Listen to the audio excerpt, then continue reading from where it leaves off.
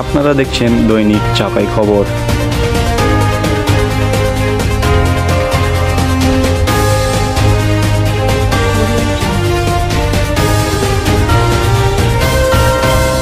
গোমস্তাপুরে জমি নিয়ে দুই পক্ষের সংঘর্ষে নিহত এক, আহত হয়েছেন 7 জন।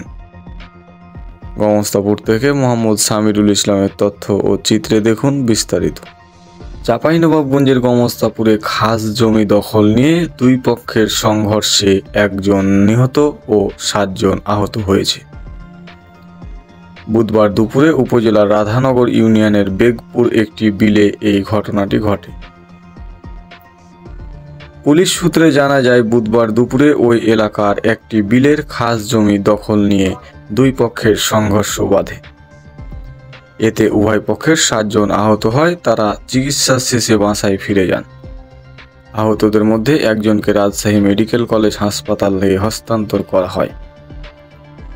ওই গ্রামের মঞ্জুর হোসেনের ছেলে আব্দুস সাত্তার রামেক হাসপাতালে চিকিৎসাধীন অবস্থায় সন্ধ্যায় মারা যায়। এ বিষয়ে গোমস্তাপুর থানার officer in charge OC Khairul Bashar জানান, আমরা বর্তমানে ঘটনাস্থলে উপস্থিত আছি এবং আসামিদের ধরার প্রক্রিয়া চলছে।